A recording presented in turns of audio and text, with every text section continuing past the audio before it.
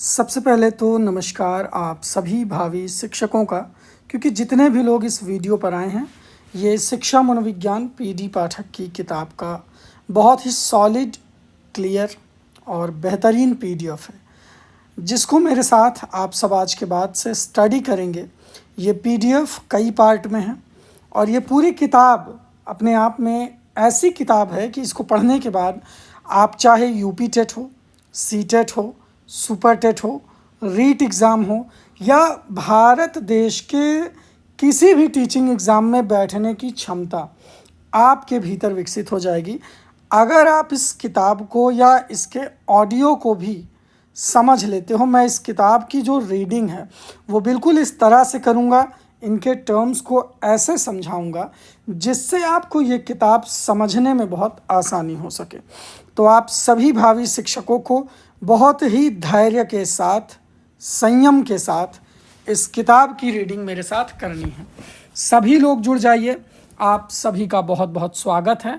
ये पीडी पाठक की तरफ से गुरु पूर्णिमा संवत 2027 पीडी पाठक का ये नोट्स है और इस किताब को पढ़ने के बाद मैं आपको विश्वास दिलाता हूँ कि आपके शिक्षक बनने में कोई कसर नहीं होगी। इसके सारे पार्ट को आप सीरियस लेंगे और कमेंट में मुझे बताएंगे कि आपको कैसा लगा, जिसके माध्यम से मैं अगले पार्ट में उस चीज़ को सुधार कर सकूं। तो सबसे पहले इसकी विषय सूची को समझ लीजिए। इसमें विषय सूची में ऐसा मतलब कोई टॉपिक नहीं है, चाहे वो बाल विकास का हो, शिक्षण शास्त्र का हो या फिर पेडागॉजी का हो।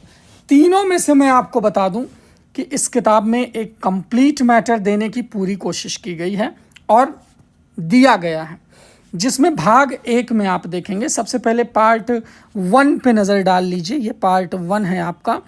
इसमें आप देखेंगे इसका टॉपिक है शिक्षा मनोविज्ञान की प्रकृति, क्षेत्र, उपयोगिता और विधियाँ।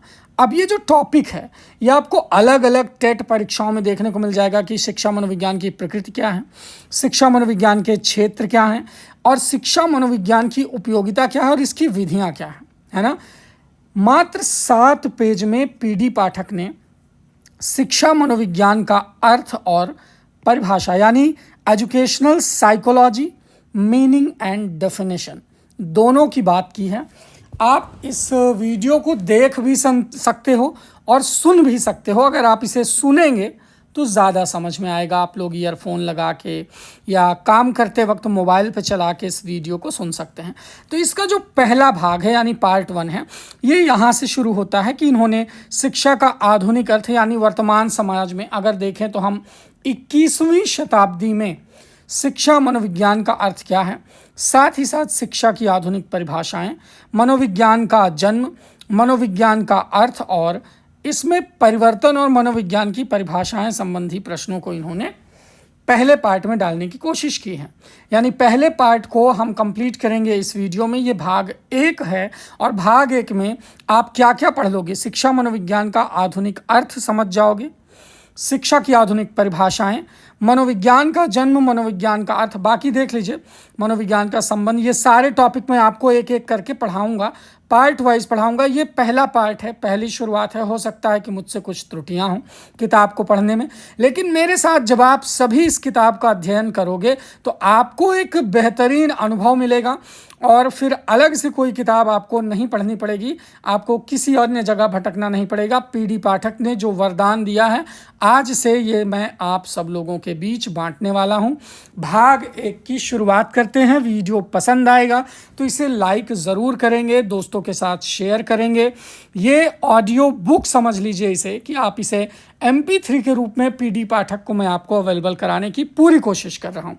तो चलिए पार्ट 1 को स्टार्ट करते हैं। शिक्षा मनोविज्ञान की प्रकृति, क्षेत्र, उपयोगिता और विधियाँ यानी nature, scope, utility and methods of educational psychology. Terms सारे इंग्लिश और हिंदी दोनों में हैं, तो बाइलिंगुअल आपको ये मिलेगा। सबसे पहले शिक्षा मनोविज्ञान का अर्थ परिभाषा, शिक्षा और मनोविज्ञान में संबंध क्या है, शिक्षा मनोविज्ञान का अर्थ प्रकृति क्षेत्र। ये मतलब हेडिंग्स हैं जो हम इस चैप्टर में कंप्लीट करेंगे। तो चलिए सबसे पहले देखिए कि इसका अर्थ और परिभाषा क्या है। Educational psychology, meaning and definition. सबसे पहले देख लीजिए मॉडर्न मीनिंग ऑफ एजुकेशन, यानी आधुनिक अर्थ क्या है शिक्षा का। आधुनिक समय में दोस्तों शिक्षा शब्द का प्रयोग बहुत सारे अर्थों में होता है।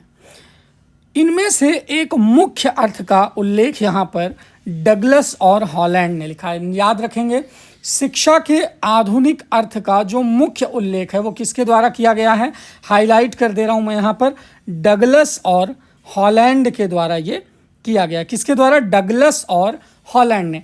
अब सोचिए डगलस और हॉलैंड ने क्या कहा है इसके बारे में। सबसे पहले तो इन्होंने कहा है कि शिक्षा शब्द का प्रयोग उन सभी परिवर्तनों को व्यक्त करने के लिए किया जाता है जो एक व्यक्ति में उसके जीवन काल में होते हैं। यानी अगर हम बात करें आपके लाइफ में जितने भी सारे चेंजेस होते हैं, परिवर्तन होते हैं, ये सारे आप शिक्षा के माध्यम से ही करते हो, एजुकेशन के माध्यम से करते हो, ऐसा मानना है डगलस और हॉलैंड ने। The term education is used to designate all the changes that take place in an individual during the course of his life। मतलब आपके जीवन में जितने भी चेंजेस हैं वो शिक्षा की मदद से ही हुए हैं, ऐसा डगलस और हॉलैंड ने माना है। अब देखिए जब व्यक्ति जन्म लेता है तो वो असहाय होता है ना, छोटा सा बच्चा वो दूसरों पर डिपेंड रहता है, दूसरों की सहायता से अपनी आवश्यकता को पूरा करता है। लेकिन जैसे जैसे ये बच्चा बड़ा होता है वैसे वैसे वो इन आवश्यकताओं को पूरा करना, अपने वातावरण से अनुकूलन करना सीख जाता है। यानी बाई बर्थ, जन्म के समय बच्चा दूसरों पर निर्भर होता है, लेकिन उसकी जो आवश्यकताएं हैं वो अपने वातावरण से धीरे धीरे जैसे जैसे वो बड़ा होता है वैसे वैसे वो सीख जाता है। इन कार्यों में शिक्षा उसे बहुत विशेष योगदान देती है। अब सोचिए एक बच्चा कहते हैं कोरा कागज होता है, कोरा कागज वाले बच्चे के जो कोरा कागज जीवन है उसमें रंग वो कहाँ से भरता है, अपने अनुभवों से, वातावरण में अनुकूलन से, दूसरों को देखकर उनके अनुकरण से। अब शिक्षा न केवल उसे अपने वातावरण से अनुकूलन करने में मदद करती है बल्कि उसके व्यवहार में ऐसे वांछनीय परिवर्तन, वांछनीय का तात्पर्य हुआ ऐसे परिवर्तन जैसा परिवर्तन वो चाहता है, वांछनीय जिसकी वो कल्पना करता है या जिसकी वो उम्मीद करता है, उसको हम वांछनीय परिवर्तन कहते हैं। अब समझने वाली बात यहाँ पर यह है कि बच्चा जन्म के समय उसकी तो कोई चाहत नहीं होती है, ना ही उसकी इंटेलिजेंस होती है और ना ही वो इतना ज़्यादा संज्ञानात्मक रूप से विकसित होता है ना। इसी परिस्थिति को सिगमंड फ्रायड ने संवेदी पेशीय अवस्था, जिन पियाजे ने संवेदी पेशीय अवस्था कहा है। ठीक है, आगे आपको समझ में आएगा। शिक्षा इन कार्यों को संपन्न करके सच्ची शिक्षा कहलाने की अधिकारिणी हो सकती है। ध्यान दीजिएगा, बच्चे का जो सीखना है, वातावरण से अनुकूलन करना है और व्यवहार में वांछनीय परिवर्तन, ये तीन चीज़ें बच्चा शिक्षा के माध्यम से ही सीख पाता है, शिक्षा के माध्यम से सीख पाता है। ठीक है, तो ये पैराग्राफ 1 था। अब देखिए, education should be man making and society making education without this remains poor and incomplete, है ना। इस चीज़ को यहाँ पर अर्थ स्पष्ट किया गया कि शिक्षा मनुष्य और समाज का निर्माण करना चाहिए, है ना। शिक्षा जो है वो मनुष्य का और समाज का निर्माण करना चाहिए। इस कार्य को किए बिना शिक्षा जो है वो अधूरी है, अपूर्ण है ना। एजुकेशन का कोई मतलब नहीं। चलिए कुछ डिफिनेशन देखते हैं कि आपके टेट, सीटेट, सुपर टेट की परीक्षाओं में शिक्षा की कौन सी डेफिनेशन है जो आपकी एग्जाम में आ सकती है। सबसे पहली डिफिनेशन है फ्रैंसन की। फ्रैंसन ने कहा है आधुनिक शिक्षा का संबंध व्यक्ति और समाज दोनों के कल्याण से, यानी जो मॉडर्न एजुकेशन है, modern education is concern with the welfare of both the individual and society. यानी समाज का और व्यक्ति का जब दोनों का कल्याण करे, उसी को हम आधुनिक एजुकेशन मानेंगे। किसके अकॉर्डिंग? फ्रेंडसन के अकॉर्डिंग। डम्बविल का एक कथन है, अपने व्यापक अर्थ में शिक्षा में वे सारे प्रभाव शामिल रहते हैं जो व्यक्ति पर उसके जन्म से लेकर मृत्यु तक पड़ते हैं। देखिए, ये लाइफ लॉन्ग चीज़ों को कनेक्ट किया जा रहा है ना। डम्बविल ने जीवन यानी बाई बर्थ टू एंड तक इन्होंने कनेक्ट कर दिया है कि व्यापक अर्थ में एजुकेशन को अगर हम बात करें तो आपके पूरे जीवन में वे सारे प्रभाव शामिल हैं शिक्षा में, जो आपने जन्म से मृत्यु तक आपके जीवन पर पड़े हैं। यानी कोई बच्चा जन्म लेता है और जब तक वो जीवित रहता है मृत्यु पर्यंत, है ना, जीवन पर्यंत कह लीजिए, तब तक वो सभी प्रभाव शिक्षा के ही होते हैं, उसके जीवन पर जो प्रभाव पड़ते हैं। Education in its widest sense includes all the influences which act upon an individual during his passage from the cradle to the grave, यानी birth to death। अब यूलिच ये उतना इम्पॉर्टेंट नहीं है, इम्पॉर्टेंट था फ्रेंडसन का और डम्बविल का। ये दो लोगों की डिफिनीशंस जो हैं वो इम्पॉर्टेंट थी, जो आपको पढ़नी चाहिए। फिर मनोविज्ञान का जन्म, चलिए रेबर्न, यहाँ पर रायबर्न इनको कहा जाता है, रायबर्न नाम से ये बहुत फेमस है। रायबर्न का नाम भी आप लोगों ने काफ़ी सुना होगा। इन्होंने मनोविज्ञान ने अरस्तु के समय में दर्शन शास्त्र के अंग के रूप में अपना जीवन आरंभ किया, है ना। इनका मानना है, रायबर्न ने ये माना कि मनोविज्ञान जब अरस्तु थे उस समय फिलॉसफी का एक ब्रांच हुआ करता था, साइकोलॉजी। और इसी में अगर हम बात करें, सैकड़ों वर्षों तक इसका विवेचन इसी शास्त्र के अंग या कह लीजिए इसी की एक ब्रांच के रूप में सैकड़ों साल तक चला रहा। यानी जो कथन हम कहते हैं कि मनोविज्ञान दर्शन शास्त्र की ही एक शाखा है, ये रायबर्न ने लिखा है। रायबर्न ने लिखा है, आधुनिक काल में एक परिवर्तन हुआ है। मनोवैज्ञानिकों ने धीरे धीरे अपने विज्ञान को फिलॉसफी से अलग कर लिया है। और सही बात है, फिलॉसफी दर्शन थोड़ा सा अलग चीज़ हो गई, लेकिन मनोविज्ञान जो है वो थोड़ा सा अलग चीज़ होती है। चलिए देखते हैं कैसे। सबसे पहले मनोविज्ञान क्या था? आत्मा का विज्ञान। क्यों? क्योंकि जो दर्शन था वो आत्मा की शांति के लिए स्टडी करता था, साइंस ऑफ सोल। अब गैरेट, मनोवैज्ञानिक गैरेट ने क्या कहा है, देखिए, साइकोलॉजी शब्द की उत्पत्ति यूनानी भाषा के दो शब्द, ध्यान दीजिएगा, ये लैटिन नहीं है, यूनानी भाषा से है, ठीक है। साइकोलॉजी कहाँ से आया है? लैटिन या रशिया से नहीं आया है, बल्कि कहाँ से? यूनानी भाषा से साइकोलॉजी शब्द आया है। क्या क्या है? साइक, यानी साइक का अर्थ होता है सोल, और लोगोस का अर्थ होता है स्टडी, यानी जो आत्मा का अध्ययन करे वही है साइकोलॉजी, है ना। पेज नंबर 5 पीडी पाठक में ये डेफिनेशन है। इससे ज़्यादा ऑथेंटिक, सरल और सटीक किताब मैंने अपने जीवन काल में नहीं पढ़ी। इस प्रकार प्राचीन काल में साइकोलॉजी या मनोविज्ञान का अर्थ क्या था? स्टडी ऑफ सोल, यानी मनोविज्ञान का जो अध्ययन विषय था वो आत्मा हुआ करता था। आत्मा का अध्ययन या आत्मा का विज्ञान ही मनोविज्ञान हुआ करता था, और उस काल को आत्मा का विज्ञान माना गया अरस्तु के समय में। और यूनानी दार्शनिकों ने मनोविज्ञान को आत्मा का विज्ञान कब माना? उसी समय पे, जैसे प्लेटो, अरस्तु और डेकार्ट्स। पर ये और अन्य दार्शनिक इस बात का उत्तर नहीं दे पाए कि आखिर आत्मा क्या है, क्योंकि आत्मा दिखाई तो देती नहीं, इसका रंग क्या है, इसका रूप क्या है, या इसका आकार कैसा है। तो हम कैसे मान लें जो चीज़ हमें दिखाई नहीं देती, जिसके रंग का हमें पता नहीं, जिसके रूप या आकार का पता नहीं। तो 16वीं शताब्दी में मनोविज्ञान का ये अर्थ डिनाई कर दिया गया, अस्वीकार कर दिया गया कि भाई ये आत्मा का विज्ञान तो नहीं हो सकता, क्योंकि आत्मा जैसी कोई चीज़ ही नहीं है, तो हम उस पर कोई साइंस कैसे अप्लाई कर सकते हैं। तो 16वीं शताब्दी तक ये आत्मा का विज्ञान था, लेकिन 16वीं शताब्दी में मनोविज्ञान जो है चेंज हुआ। कैसे चेंज हुआ? मस्तिष्क का विज्ञान, साइंस ऑफ माइंड। ये जो मेडुअल युग के फिलोसोफर हुए, दार्शनिक हुए, इन्होंने इसे मन का या मस्तिष्क का विज्ञान बताया। कैसे? दूसरे शब्दों में इन्होंने विशेष रूप से इटली के दार्शनिक जो थे पोम्पानाजी, है ना, पैम्पोलॉजी का नाम आपने सुना होगा, इन्होंने मनोविज्ञान को मस्तिष्क का अध्ययन करने वाला विज्ञान का, यानी आत्मा का कॉन्सेप्ट जब खत्म हुआ तो मस्तिष्क का कॉन्सेप्ट आ गया। इसका मुख्य कारण ये था कि आत्मा के मानसिक और आध्यात्मिक पहलू ये अध्ययन के पृथक विषय हो गए, है ना। आत्मा डिफरेंस चीज़ हो गई, मन या मस्तिष्क दूसरी चीज़ हो गई। अब यहाँ पर टकराव हो गया 16वीं शताब्दी में। किसने? पैम्पोनाजी ने। ध्यान दीजिएगा, इंग्लिश में लिखा हुआ है नाम, बहुत अच्छे से स्मरण रहेगा ये आपको। कोई भी दार्शनिक मस्तिष्क की प्रकृति और इसके स्वरूप को निश्चित नहीं कर सका, है ना।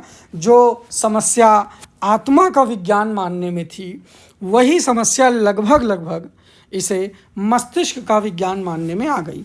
इसका परिणाम बताते हुए बी.एन. झा ने पेज 3 में यह लिखा कि मस्तिष्क के स्वरूप के अनिश्चित रह जाने के कारण मनोविज्ञान ने मस्तिष्क के विज्ञान के रूप में किसी भी प्रकार की प्रगति नहीं की। यानी आत्मा को जब देखा नहीं गया, उसका रंग नहीं पता चला, रूप नहीं पता चला, तो रिजेक्ट हो गया। मस्तिष्क का विज्ञान क्यों रिजेक्ट हुआ? क्योंकि मस्तिष्क का स्वरूप अनिश्चित था, है ना। इसका भी स्वरूप, इसकी भी प्रकृति अनिश्चित रही। किसी के मन को आज तक कोई समझ पाया है? बताइए आप लोग।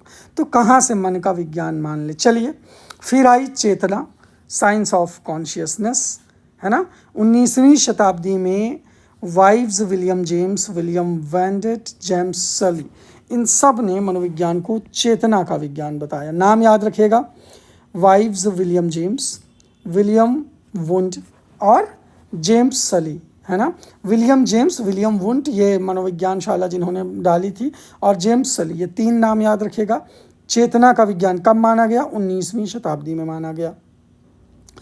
इन्होंने कहा कि मनोविज्ञान मनुष्य की चेतन क्रियाओं का अध्ययन करता है, पर वे चेतना शब्द के अर्थ के संबंध में एक मत नहीं थे कि चेतना क्या है।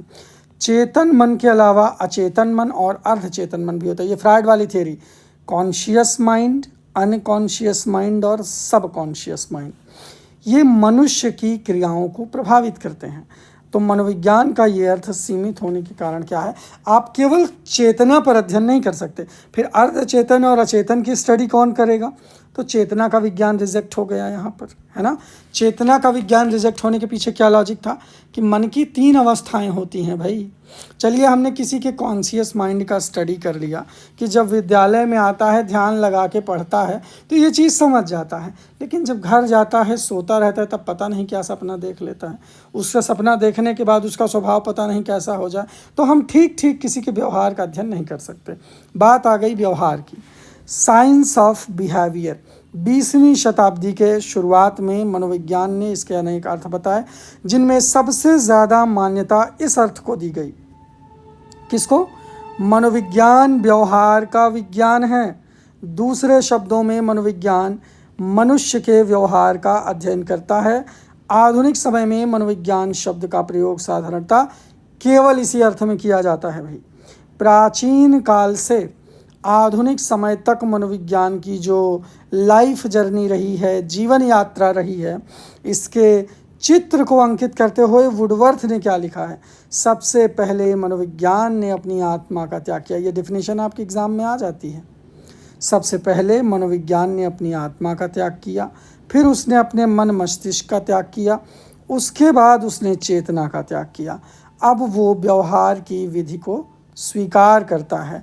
First psychology lost its soul, then it lost its mind, then it lost its consciousness, it still has behaviour of soul. ठीक है, ये वुडवर्थ ने जो है, यानी व्यवहार का अध्ययन।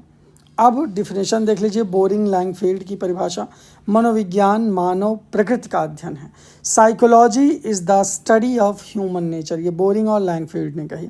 बहुत बार ये परिभाषा सुपर टेट या यूपी टेट या सी टेट में तैरती रहती है।